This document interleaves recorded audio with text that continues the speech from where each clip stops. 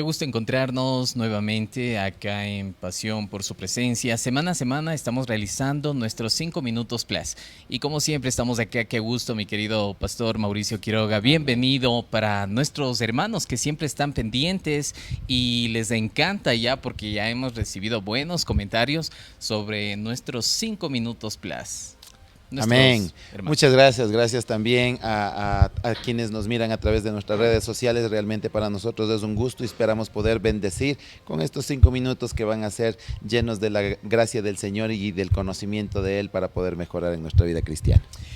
En el día de hoy, mi querido pastor, nosotros tuvimos el tema siervos competentes.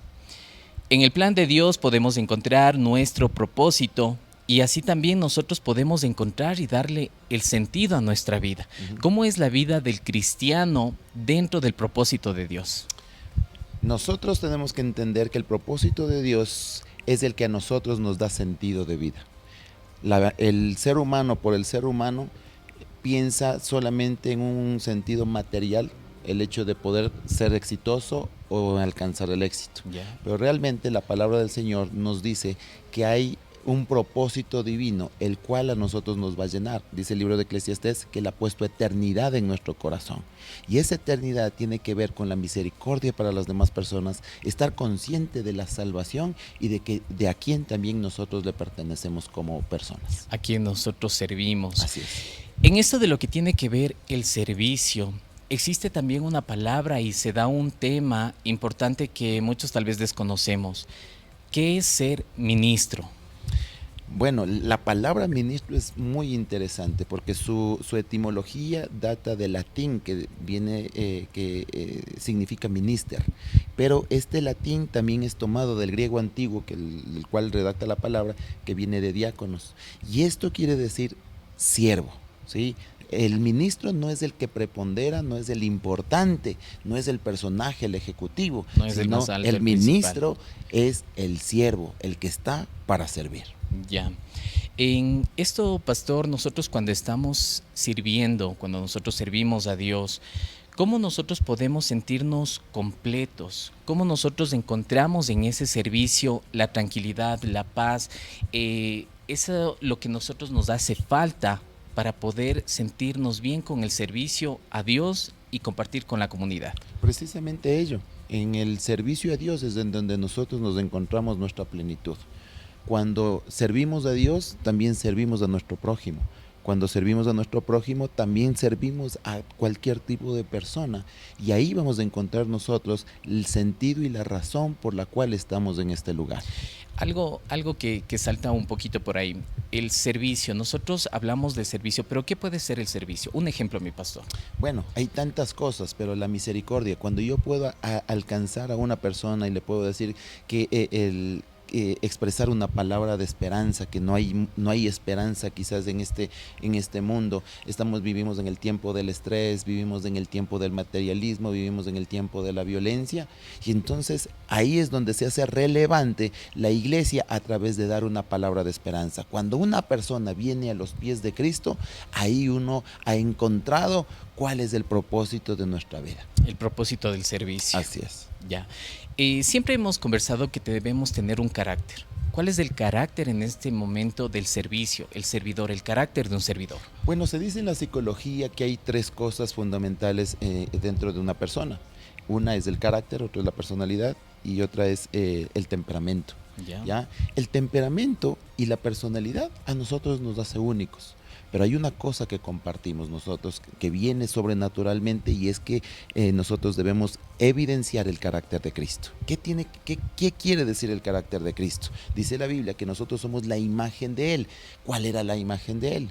Nos dice Gálatas 5:22, nos dice el fruto. Jesús dio fruto. Por los frutos a nosotros nos van a conocer, van a distinguir quiénes somos. Y entonces, ¿cuál es el fruto? El amor, el gozo, la paz, la paciencia, la benignidad, la bondad, la fe, la mansedumbre, la templanza. contra tales cosas, dice la Biblia, no hay ley. Cuando nosotros damos fruto, entonces podemos encontrar la identidad que nosotros tenemos en Cristo. La identidad que marca una relación con ser cristiano, ser semejante a Cristo, como usted lo dice, pastor, Cristo vino a servir, no a ser servido. En este punto, hablaba también de cuando Cristo vino a lavar los pies. ¿Qué representa eso?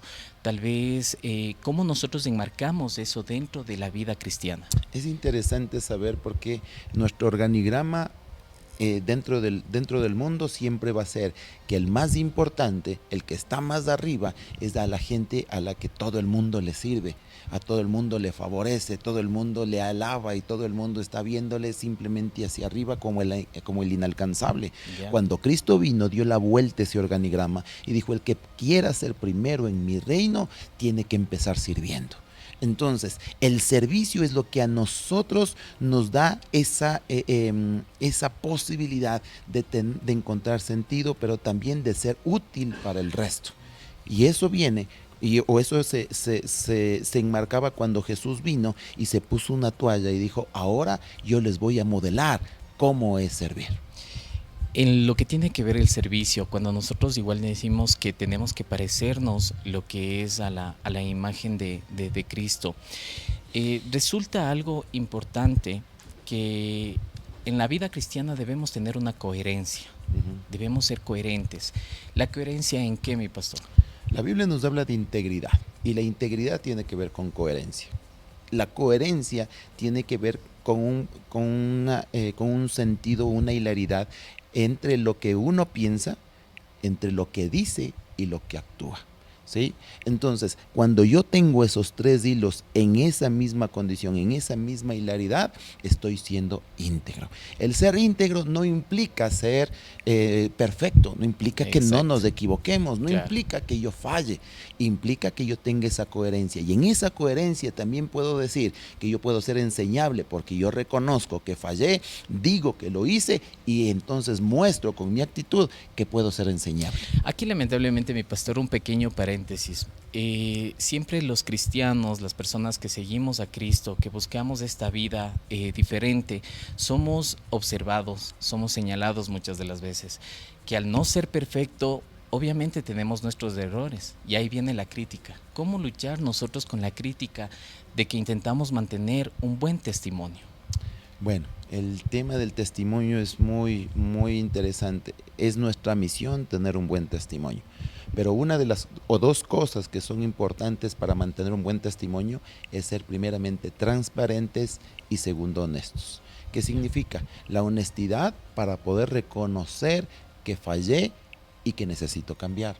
Y la transparencia para no ocultar, no poner una explicación o no justificarme de lo que yo hice. ¿Sí? Cuando yo me justifico, automáticamente estoy poniendo un freno al Espíritu Santo para que no actúe en mí. Decir, Espíritu Santo, no quiero que me redargullas, yo voy a actuar por mi propio querer. Reconocer y arrepentirse. Así es. Reconocer y arrepentirse también. Dentro de lo que tiene que ver todo esto, nosotros manejamos lo que es también una excelencia. Una excelencia. ¿Cómo es la excelencia dentro de esto, de lo que es el servidor? La palabra del Señor nos muestra primeramente que debemos ser diligentes y segundo, que cada cosa que nosotros hagamos, lo hagamos como para Dios y no como para los hombres. Para los hombres puedo justificar, para los hombres puedo ser mediocre, para los hombres puedo ser corrupto. A Dios no le podemos engañar porque Él no mira solamente nuestro aspecto físico, sino pesa nuestro corazón, las intenciones, y sobre las intenciones no podemos ocultar nada delante de Él. Claro, ahí sí tenemos que reflejar y en ese caso es donde resulta el reflejo de nuestro interior a las personas y lo que ellos observan. Para cambiar nuestro entorno debemos iniciar con o en el lugar donde Dios nos plantó, nuestro servicio donde Él nos puso. ¿Cómo relacionamos esto? Es importante saber que a veces, bueno, no a veces, sino que Dios nos ha puesto una asignación especial. Cada uno de nosotros tenemos una esencia única que nos hace esas piezas fundamentales y que están en el lugar perfecto donde Dios colocó. No sé si en algún momento hemos jugado el Tetris, pero en el Tetris a veces nosotros intentamos colocar, no es como acomodar ese momento, pero a veces del apuro intentamos cuadrar en donde no cabemos. Claro. Donde no ponemos en práctica lo que Dios nos dio.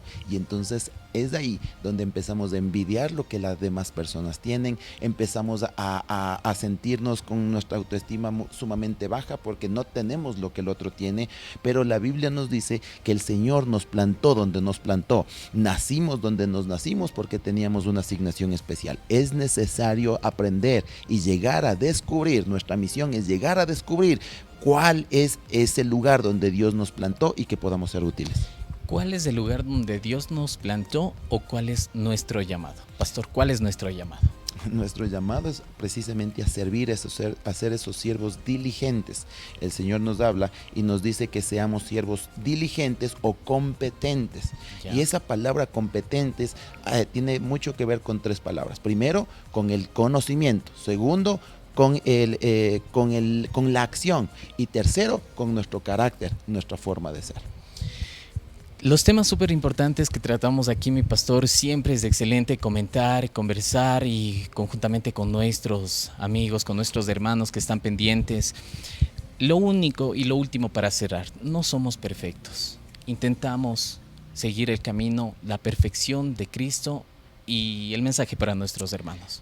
La palabra del Señor nos dice, el que inició la buena obra en nuestra vida será fiel en completarla hasta el día de Jesucristo. Y hasta el día de Jesucristo tiene que ver con dos condiciones. Una, que el Señor nos llame a su presencia o que el Señor venga y cuando Él prometió venir por su iglesia. Y estamos Entonces, cerca. Estamos cerca. El Señor está completando todos los días. Él está acelerando el tiempo. Estamos siendo perfeccionados. Por eso vienen pruebas. Por eso hay dificultades en nuestra vida. Vivimos tiempos violentos. ¿Para qué? Para que la iglesia pueda ser perfeccionada. No perfeccionada para ser perfectos y que nadie peque, sino perfeccionadas para ser útiles a la sociedad donde el Señor nos coloca. Lo último también, mi pastor, para cerrar. El enfermo busca el médico, no los sanos. Los enfermos de corazón, los que tenemos errores, buscamos la iglesia, buscamos en este caso a Cristo. Bueno, hermanos, el consejo del día de hoy, pues buscar más, ser diligentes para nuestro servicio. Mi querido pastor, muchísimas gracias. Amén. Que el Señor les bendiga. Gracias. Dios les bendiga.